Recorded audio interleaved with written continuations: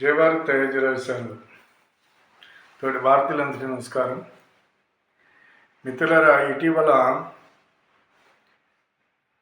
తెలుగు రాష్ట్రాల్లో జరుగుతున్నటువంటి క్రైస్తవుల యొక్క ఆగడాలు ఎటువంటి ఆగడాలు అంటే వీళ్ళు మతం పేరు మీద వీళ్ళు ఇష్టం వచ్చినట్టు గ్రామాల్లో ఘర్షణ వాతావరణం తీసుకురావటం, ఒక 100 ఇళ్ళు ఉన్న కాడ ఒక 10 చర్చిలు కట్టేయటం, వీళ్ళు ఇష్టం వచ్చినట్టు ఎక్కడ పడితే అక్కడ చర్చిలు పెట్టి వీళ్ళు ప్రతి ఒక్కడు పాస్టర్గా తయారయ్యి వీళ్ళు దశంభాగాలతోటి వీళ్ళ బతుకు తెరువు కోసం వీళ్ళు అమాయక ప్రజలందరినీ కూడా వీళ్ళు వశపరుచుకుని ఈ రకమైనటువంటి వీళ్ళ యొక్క బతుకు తెరువు సాగించుకోవటం గురించి వీళ్ళు చేసేటువంటి మతం పేరు మీద అనేక రకాలైనటువంటి దోపిడీలు, ఇందులో ఎలాంటి సందేహం లేదు. సరే, అయిపోయింది. వీళ్ళు మతం తీసుకున్నటువంటి వాళ్ళు ఎవరైనా సరే బీసీసీ కిందకు వస్తారని రాజ్యాంగం ప్రకారంగా రాసుంటే, రాజ్యాంగం చెప్పింది దాన్ని, అది ఒకటి. ఈ రోజున ఈ దేశంలో ఉన్నటువంటి ఈ క్రైస్తవ మతం తీసుకునేటువంటి వాళ్ళు, ఓ పక్కనే ఇస్లాం మతం స్వీకరించినటువంటి వాళ్ళు, ఈ దేశం హిందూ దేశం అయి ఉండి ఈ దేశంలో హిందువుల్ని వాడేమో కాపరేళ్ళు అంటాడు, ఏడు సైతాన్లు అంటాడు. ఈ అన్నిటిని కూడా పోనే వాళ్ళ పాపాన్ని వాళ్ళే పోతారని చెప్పేసి పట్టించుకోకుండా పరమత సహనాన్ని, హిందూ ఒక తత్వం కాబట్టి పరమత సహనంతో అన్ని మతాలని గౌరవించుకుంటూ ఎవడెక్కడ చర్చి కట్టుకున్నా, ఎవడెక్కడ మసీదు కట్టుకున్నా మాట్లాడకుండా, ఎవడ ఏ రకమైన దోపిడీ చేసినా కూడా పట్టించుకోకుండా, ఈ రోజున రాజ్యాంగం ప్రకారంగా ఎవరికి ఏ హక్కులు ఉన్నాయో వాటిని కూడా ఎవరు పట్టించుకోకుండా ఈనాడు ఈ దేశంలో సాగిపోయింది. ఈ 75-80 సంవత్సరాలు సాగిపోయింది వీళ్ళందరికీ. పోతే దీన్ని ఈనాటికి కూడా పట్టించుకోలేదు. కానీ వీళ్ళు ఏం చేస్తున్నారు, ఇప్పుడు ఒక వర్గం వాళ్ళేమో రకరకాల జిహాదీలు అని చెప్పి, ల్యాండ్ జిహాదీ అని, లవ్ జిహాదీ అని, ఒకటి కాదు అనేక జిహాదీల పేర్ల మీద వీళ్ళు ఇష్టం వచ్చినట్లు హత్యలు చేయటం, అత్యాచారాలు చేయటం, ఇలాంటి అనేక కార్యక్రమాల్లో వాళ్ళు పాలు పంచుకుంటున్నారు. ఇలాంటి దుర్మార్గమైన కార్యక్రమాలన్నీ వాళ్ళు చేస్తున్నారు. ఇంకొక వర్గం వాళ్ళు ఏంటి, మాకు మతం హక్కు ఉంది, ఈ క్రైస్తవ మతం తీసుకున్న ప్రతి ఒక్కడు మాకు మతం హక్కు ఉంది, ఈ దేశంలో మతం స్వీకరించే హక్కు ఉంది, రాజ్యాంగం కల్పించిందని చెబుతూ వీడికి మతం తీసుకునే హక్కు ఇచ్చింది కానీ ప్రచారం చేసే హక్కు ఇవ్వలేదు. వీడు ప్రతి ఇంటికి పోయి నిజమైన దేవుడు రాముడు దేవుడు కాదు, కృష్ణుడు దేవుడు కాదని మన ఇంటి ముందరకు వచ్చినా మనం పట్టించుకోలేదు. కానీ ఇది చాలా ప్రమాదంగా తయారవుతుందని ఎవరు ఆలోచించకపోవటం మనం చేసినటువంటి పెద్ద తప్పు. ఈ రోజున ఏ రకంగా తయారయ్యారు, మన ఇంటి పక్కన చర్చి కట్టేస్తున్నాడు, మనం పట్టించుకోవట్లేదు. గ్రామం చండం మధ్యలో చర్చి కట్టేస్తున్నాడు, మనం పట్టించుకోవట్లేదు. మైకెట్టేస్తాడు, డిస్టోరెంట్ వాగుతాడు, మనం పట్టించుకోవట్లేదు. ఏ స్థితికి వెళ్ళిపోయిందంటే ఈ రోజున ఈ దేశంలో మన హిందూ దేశంలో హిందూ గుడి కట్టుకోవాలంటే పర్మిషన్ తెచ్చుకోవాలి, కోర్టుకి వెళ్ళి ఆర్డర్ తెచ్చుకోవాలి. ఇది దౌర్భాగ్యం. ఈ స్థితిలోకి మనం వెళ్ళిపోయాం ఈ రోజున. కానీ వీళ్ళు ఏం చేస్తున్నారు, వీళ్ళు ఎక్కడ పడితే అక్కడికి వెళ్ళి ఏమక్కర్లేదు. ఏళ్ళు స్థలాలు కూడా వీళ్ళు కాదు, ప్రభుత్వ స్థలాల్లో ఎక్కడ పడితే అక్కడ షెడ్లు వేసేయటం, అక్కడ సిలువు పాతేయటం, వీటి వ్యాపారం మొదలుపెట్టేయటం. వీటిని పట్టించుకోకపోవటం అనేది ఈ కొంత హిందువులు అసలు పట్టించుకోకపోవటం, రాజకీయ నాయకులు వాళ్ళ యొక్క ఓటు బ్యాంక్ రాజకీయాల కోసం వాళ్ళు చేయటం, కాలగొట్లు వీళ్ళయ్యాయి, రోడ్ల పక్కన వీళ్ళయ్యాయి, రోడ్డు మార్జిన్లు వీళ్ళయ్యాయి, పంచాయతీ భూములు వీళ్ళయ్యాయి. అసలు అది ఇది కాదు, ఏ భూములు చూసినా వీళ్ళు ఆక్యుపై చేసుకుని ఈ రకమైనటువంటి కార్యక్రమాలు చేసుకుంటూ వచ్చారు ఇంతవరకు. పోతే ఏంటి, మా ఇంటికి ఎందుకు వచ్చారు, ఇలా ఎందుకు వచ్చారు, మా ఊళ్ళోకి ఎందుకు వచ్చారు అని అడిగితే అట్రాసిటీ కేసులు పెట్టడం మన మీద. ఇప్పుడు నేను ఎస్సీనని చెప్పేసి మన మీద అట్రాసిటీ కేసు పెడుతున్నాడు. మతం తీసుకుంటే ఎస్సీ వాదం ఉండదని రాజ్యాంగంలో ఉంది. అది కుదరదంటే అడిగి ఈ రోజున అది కుదరదు, మాకు ఎస్సీ వాదం ఉండాలి. ఇప్పుడు దేవుణ్ణి మోసం చేస్తున్నారు వీళ్ళు. యేసు ప్రభు దేవుడు అని చెప్పి మనం అనుకుందాం పోనీ. మరి దేవుడిని మోసం చేయటమే కదా. ఇప్పుడు బీసీసీ నువ్వు ఎందుకు రాజ్యాంగ ప్రకారంగా ఇప్పుడు రాజ్యాంగాన్ని మోసం చేస్తున్నావు, దేవుడిని మోసం చేస్తున్నావు, ఈ సమాజాన్ని దోచుకుంటున్నావు. ఇవన్నీ చేసేటువంటి ఈ పాస్టర్లు, ఈ మతం తీసుకున్న వాళ్ళు. మరి వీళ్ళకి భగవంతుడు వీళ్ళకి స్వర్గం చూపిస్తాడు. ఏ స్వర్గం చూపిస్తాడు? ఎక్కడ చూపిస్తాడు? ఎందుకు చూపిస్తాడు? అన్నీ మాట్లాడేయన్ని అబద్ధాలు, చెప్పేయన్ని అబద్ధాలు, చేసేయన్ని ఏదో పనులు, దోసుకునేదంతానేమో అమాయక ప్రజల దగ్గర దశంభాగాలని, వాళ్ళని దశంభాగాలు పట్టుకొచ్చి 10% ఇవ్వకపోతే చెప్పించటం, ప్రభు నిన్ను క్షమించడం అని చెప్పి చెప్పటం. ప్రభు దగ్గరికి వెళ్తున్నాయి రూపాయలు, ప్రభుకి ఇస్తున్నావా ఏంటో? ప్రభు ఎందుకు క్షమించండి? నీకు డబ్బులు ఇవ్వకపోతే ప్రభు క్షమించబట్టడం ఏంటి? అంతే. కాబట్టి ఈ రకమైన కార్యక్రమాలు చేసి సమాజాన్ని దోచుకుంటున్నటువంటి వీళ్ళు దీన్ని అక్కడ కట్ చేస్తే, ఈ రోజున ఈ ఎస్సీ అట్రాసిటీ కేసులు పెడితే ఈ రకంగా కూడా వీళ్ళ జోలికి వెళ్ళకుండా చాలామంది భయభ్రాంతులకు గురే కేసులు ఎందుకు, ఈ గొడవలు ఎందుకు అని చెప్పి వదిలేయటం. వీళ్ళకి మనం జడిసి బతుకుతున్నాం ఈ రోజున.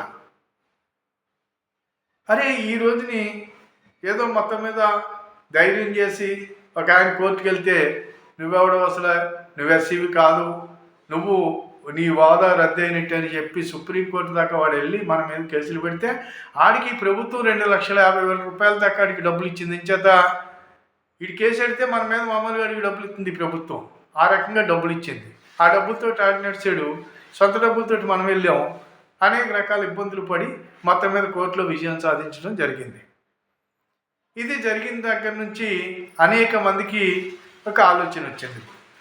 ఓహో, ఇది వీళ్ళు చేసేటువంటి పనులు ఈ రకంగా తయారయ్యారు కాబట్టి మనం జాగ్రత్త పడాలనేటువంటి, ఈ జాగ్రత్త పడాలని కూడా ఇప్పటికీ హిందూ కళ్ళు తెరవలేదు. హిందూ దగ్గర ఉన్నది ఏంటంటే, నా చిన్న పట్ట, శ్రీరామరక్ష, నా బతుకు, నా సంపాదన అని ఏడుతాడు తప్ప ఏమి జరుగుతుంది ఈ దేశంలోని, ఏమొచ్చి మన మీద పడుతుంది అనేది ఏమాత్రం కూడా పట్టించుకోకపోవటమే ఈ రకమైనటువంటి వాళ్ళు ఈ రోజున షేడంతా తయారైంది అనేది ఇక్కడ తెలుసుకోవాల్సిన అవసరం, తయారయ్యటానికి కారణమైంది.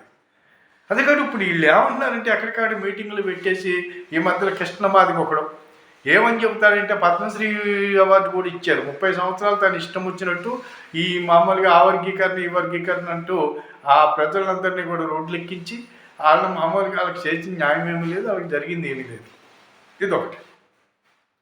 ఇకపోతే రెండోది ఏంటంటే అంటే, ఈ మామూలుగా ఇప్పుడేమని మొదలుపెట్టి ఏంటి, ఇతను కృష్ణమాదిగినని చెప్పుకుని ఈ ఎస్సీ క్యాండిడేట్గా చెప్పుకుంటూ ఈ మతం తీసుకుని, మతం ముసుగులో మామూలుగా ఈ పేరు అడ్డం పెట్టుకుని పక్క నుంచి మతం తీసుకుని ఏలీగా పేరుంది అతనికి మతంలోని, ఈ రకంగా అనేది కొన్ని ఈ మధ్యలో బయటకు వస్తున్నాయి. ఇది వాస్తవమే అయి ఉండొచ్చు. కాబట్టి ఈ కృష్ణమాదికి చెప్పేటువంటి సోదికి ఏమని మాట్లాడుతున్నాడంటే, క్రైస్తవులకి ఎస్సీ వాదా ఇవ్వకపోవటానికి నీ అబ్బ సొత్తా ఈ దేశం అని అడుగుతున్నా. నీ అబ్బ సొత్తా అని ఇప్పుడు ఈ రోజున మనం అడగవలసిన అవసరం ఆసన్నమైంది. ఎందుచేతంటే వీళ్ళకి రాజ్యాంగంలో కల్పించినటువంటిది 10 సంవత్సరాలు మాత్రమే రిజర్వేషన్ అనేది కల్పించారు. ఈనాటికి 80 సంవత్సరాలు అయిపోయినప్పటికైనా సరే ఈ రిజర్వేషన్ గురించి ఎవడం మాట్లాడకపోవటం. ఇప్పుడు రిజర్వేషన్ ఇలా కల్పించటం వల్ల ఈ అగ్రవర్ణాల్లో ఉన్న వాళ్ళు ఎవరైతే జనరల్ ఉన్నారో సర్వనాశనం అయిపోయారు. వీళ్ళ డబ్బంతా ఈ రోజుని 80 సంవత్సరాలుగా ఈ దేశంలో ప్రభుత్వాలు వీళ్ళకి ఖర్చు పెట్టి వీళ్ళు తినటానికి, వీళ్ళు ఉండటానికి, వీళ్ళు చదువుకోవటానికి అన్ని రకాలుగా సౌకర్యాలు అందించేసి ఈ డబ్బంతా పట్టుకెళ్ళి వాళ్ళకి అందించేసి ఈ దేశంలో అభివృద్ధి లేకుండా వేల లక్షల కోట్లు వీళ్ళకి ఖర్చు పెట్టారు. వీళ్ళకి ఏం హక్కు ఉంది? ఇది ఏమన్నా నీ సొత్తే ఏంటి? భారతదేశం నీ సొత్తు కాదు కదా, ఇది అందరి సొత్తు. నీ అబ్బ సొత్తు అని అడుగుతావా నువ్వు? ఎంతవరకు వీళ్ళు తయారయ్యారు ఒకసారి లెక్కేయండి. వీళ్ళు రాజ్యాంగాన్ని మనం వదిలేసాం, పోనీలే రాజ్యాంగం మామూలు 10 సంవత్సరాల 20 సంవత్సరాల ఈ రాజకీయ నాయకులు, ఈ కాంగ్రెస్ ప్రభుత్వం ఈ దొంగ నాటక, ఇది మామూలుగా ఈ యొక్క మనుగడ కోసం ఓటు రాజకీయాలు చేసి ఈ యొక్క జనరల్ వాళ్ళందరినీ కూడా సర్వనాశనం చేసింది. జనరల్లో ఈ రోజున కూటికి లేని వాళ్ళు ఎంతోమంది ఉన్నారు. అనేక మంది ఈ రోజున అట్టడుకుపోయారు. వీళ్ళకి ఇచ్చేది ఒకటే కాదు, 35 మార్కులకి మళ్ళీ వీడికి ఏ పరిజ్ఞానం ఉంటుందని ఉద్యోగం ఇస్తారు? వీడికి 35 మార్కులు వాడికి ఉద్యోగం ఇవ్వటం, ఆ వ్యవస్థ నాశనం అయిపోవటం, ఇలాంటివన్నీ కూడా రిజర్వేషన్లు కల్పించి వీళ్ళు చేసినటువంటిది ఈ రోజున దుర్మార్గమైనటువంటి ఈ రాజకీయ నాయకులు చేసినటువంటి దానికి ఇలా కొమ్ములు వచ్చి ఏ రోజున మా హక్కులు అంటున్నారు, నీకు హక్కులు, నీకెంత హక్కులు ఉన్నాయో మాకు అంతే హక్కులు ఉంటాయి కదా, జనరల్ వాళ్ళకి కూడా అంతే హక్కులు ఉంటాయి కదా. జనరల్ వాళ్ళ హక్కులన్నీ తీసేసి వీళ్ళకి ఈ దేశాన్ని దారపోసి వీళ్ళందరికీ సేవలు చేయటం ఇంతవరకు జరుగుతుంది. ఈ రోజున నేను మతం మారితే నా వాదం ఎందుకు పోతుంది, నా కులం ఎందుకు పోతుంది అంటాడు. ఒకడంటాడు కులాన్ని మొత్తం కులాన్ని మొత్తం మామూలుగా ఎత్తి కులాన్ని ఎవడెత్తే ఇప్పుడు నీ కులంలో పుట్టింది నువ్వు చెప్పుకోలేవు, నువ్వు మామూలుగా చెప్పుకోలేవు, నీ కులం గురించి నువ్వు గౌరవించుకోలేవు, నీ అమ్మ బాబు గురించి నువ్వు గౌరవించుకోలేవు, ఈ భూమిలో నువ్వు ఏ రకమైన ఇప్పుడు నీ వృత్తిని గౌరవించుకోలేవు. నేను చెప్పులు కుట్టాను, నువ్వెవరికి చెప్పులు కుట్టావు, నువ్వు వ్యాపారం అది, నువ్వు చెప్పులు కుట్టుకున్నావు అమ్ముకున్నావు, కొమ్మరి కొండలు చేసుకున్నాడు అమ్ముకున్నాడు, శాఖల బట్టలు తుక్కున్నాడు అమ్ముకున్నాడు. ఎవరి కాళ్ళు వృత్తి ధర్మాలు అయ్యి ఆ వృత్తి ప్రకారంగా కులాలుగా ఏర్పడిపోయింది. ఈ వృత్తి ధర్మాలు ఎవరి కాళ్ళు ఒక నైపుణ్యం ఏ పని అయితే చేస్తాడో అది వ్యాపారం. అది చెప్పులు కుట్టాను, ఎవరికి చెప్పులు కుట్టావు నువ్వు చెప్పులు కుట్టేదండి బోడి ఇవాళ బోల్డ్ అని మిషన్లు వచ్చి నీకు చెప్పులు కుట్టడానికి బోల్డ్ కుడుతున్నారు, అందరూ మామూలుగా బోల్డ్ కుట్లు వచ్చి నువ్వు చెప్పులు కుట్టానని నీ వృత్తిని నువ్వు ఎంచుకున్నావు, నీ వృత్తిని. ఇలాగా మాట్లాడితే వీళ్ళు మమ్మల్ని అనగారిన వాళ్ళు మమ్మల్ని అలా నిన్ను చేయటం ఏంటి? ఈ దేశంలో నువ్వు మామూలుగా అందరూ ఎలా బతుకుతున్నారో ఇప్పుడు ఇవాళ అగ్రవర్ణాల్లో ఉన్నారు అనేక మంది జనరల్లో వాళ్ళు వీళ్ళు కష్టపడి బతకట్లేదా? నిన్ను కూర్చోబెట్టి పెంచుతారనుకున్నావా ఏంటి? కానీ నిన్ను కూర్చోబెట్టి పెంచింది ఈ దేశం, ఈ యొక్క జనరల్ సమాజం పెంచింది నిన్ను. ఈ ప్రభుత్వాలు ఓటు బ్యాంక్ రాజకీయాలతోటి మిమ్మల్ని ఎక్కడికక్కడ జోకెట్టుకుంటూ వచ్చినాయి. కాబట్టి జనరల్ వాళ్ళకి ఈరోజు నేను చెబుతున్నాను, వీళ్ళు ఇష్టం వచ్చినట్టు రెచ్చిపోతున్నారు, ఎక్కడికక్కడ మీటింగులు పెట్టి వీళ్ళు యుద్ధాలు చేస్తామంటున్నారు. రెడీ అవ్వండి, అందులోనే గొంతెత్తండి. ప్రభుత్వాన్ని రిజర్వేషన్ అనే వ్యవస్థ ఏదైతే ఉందో ఈ రోజున ఈ దేశంలో ఆర్థికపర రిజర్వేషన్ కావాలి. ఎట్టి పరిస్థితుల్లో ఈ రిజర్వేషన్ కుల రిజర్వేషన్లు ఉండటానికి వీల్లేదు, మత రిజర్వేషన్లు ఉండటానికి వీల్లేదు, ఎత్తేయాలని చెప్పి జనరల్ వాళ్ళు రోడ్డు ఎక్కకపోతే పరిస్థితులు చేయి దాటిపోతున్నాయి. ఈ దేశంలో వీళ్ళు చేసేటువంటి అనేక రకాలైనటువంటి దుర్మార్గమైనటువంటి వీళ్ళ వాగుడు వీళ్ళ పద్ధతులు చూస్తూ ఉంటే ఈ రోజుని ఇప్పటి వరకు మనం పట్టించుకోలేదే. ఎందుచేత వీళ్ళు చేసిన పని మన మీద కేసులు పెడతారు. వీళ్ళు మతం తీసుకుని మన ఇంటి ముందుకు రావటం పనేంటిడు. చిక్కులకి ఇచ్చారు, బౌద్ధులకి ఇచ్చారు. చిక్కులకి బౌద్ధులకి దేశం, ఈ దేశంలో ఒక భాగం అది. పరాయి మతాలు తీసుకుని పరాయి దేశాల నుంచి డబ్బు తెచ్చుకుని పరాయి దేశాల నుంచి నీ ఇష్టం వచ్చినట్టు ఇక్కడ ఇల్లీగల్ కాంట్రాక్ట్లు పెట్టుకుని అక్కడి నుంచి ఇక్కడ ఈ దేశంలో అనేక రకాల దేశద్రోహ కార్యకలాపాలు చేస్తూ మేము దేవుడి బిడ్డలం అంటాడు ఒకడు. అసలు నువ్వెవడము ఈ దేశంలో మా రాముణ్ణి మా కృష్ణుడిని మా దేశాలను విమర్శించడానికి సైతాన్ని నమ్మాము? దీని గురించి మాట్లాడలేదనే కదా. అంతే కాబట్టి ఇప్పటికైనా కళ్ళవండి, వాళ్ళు కళ్ళు తెరవండి దయచేసి.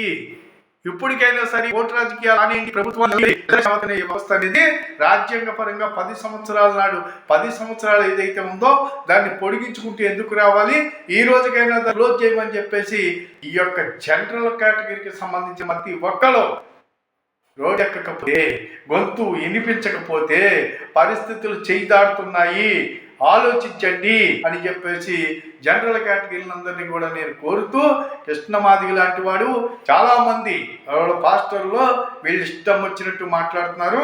ఈయన మామూలుగా మతోన్మాదులు అంటాడు. ఎవడ మతోన్మాది?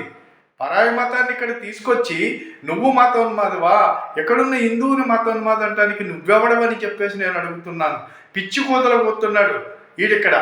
ఈడు వ్యభిచారం చేస్తూ ఎదరవాడిని వ్యభిచారాన్ని చెప్పటం మాట్లాడుతున్నాడు అంటే మన యొక్క శాతగానితనము, మనం నోరు మూసు కూర్చుంటమే దీని అంతటికి కారణమని చెప్పేసి మరీ జనరల్ కేటగిరీ వాళ్ళందరికీ కూడా నేను ఈ దేశంలో ఉన్నటువంటి యావత్తు హిందూ సమాజం కూడా కులాలని పక్కన పెట్టి మేము హిందూ పౌడరైజ్ అవ్వకపోతే పరిస్థితులు చేయి దాటిపోతాయి. కులము లేదు, గడప దాటితే హిందువుని, గడప లోపల మాత్రమే నా కులము అని చెప్పేసి ప్రతి ఒక్క హిందువు నిర్ణయించుకోకపోతే, ప్రతి ఒక్క హిందువు ఈ రోజున ఒక నిర్ణయానికి రాకపోతే వీళ్ళు ఇష్టం వచ్చినట్టు వీళ్ళు గొంతులేస్తూ ఉంటారు. ఎస్సీలు అనేటువంటి వాళ్ళకి అన్యాయం జరుగుతుంది, ఈ యొక్క మతంలో ఉన్న వాళ్ళకి న్యాయం జరుగుతుంది. వీళ్ళే అన్ని ఉద్యోగాల్లోని వీళ్ళే కనపడుతున్నారు, మతం తీసుకుంటున్నారు. మతంలో ఎస్సీ సర్టిఫికేట్ మీద వీళ్ళు అధికారాన్ని అనుభవిస్తున్నారు, ఫలాలను అనుభవిస్తున్నారు. ఒరిజినల్గా ఎస్సీ సోదరులు ఎవరైతే ఉన్నారో వాళ్ళు నాశనం అయిపోతున్నారు, వాళ్ళకి ఫలాలు అందట్లేదు. అందుకు కాబట్టి ఇదంతా వద్దు, ఖచ్చితంగా ఈ యొక్క రిజర్వేషన్ వ్యవస్థను తీసేసి ఆర్థికపర రిజర్వేషన్ అనేది తీసుకురావాలని ప్రభుత్వాలకి మనం డిమాండ్ చేయకపోతే ప్రభుత్వాలు వీళ్ళు ఓటు బ్యాంక్ కోసం వీళ్ళు అలాగే చేసుకుంటూ పోతారు. మనకి భావితం, మన యొక్క పిల్లల భవిష్యత్తులు నాశనం అయిపోతున్నాయి అని చెప్పేసి సందర్భంగా అందరినీ కోరుతూ, మరి మీరందరూ కూడా ఈ వీడియో గురించి ఒకసారి ఆలోచించండి, ప్రతి ఒక్కరికి షేర్ చేయండి, దయచేసి ఆలోచించండి. నేను మాట్లాడేదానికి మీ అభిప్రాయాలు కూడా తెలియజేయాలని మరి కోరుతూ సెలవు తీసుకున్నాను. జై భారత్, జై హింద్.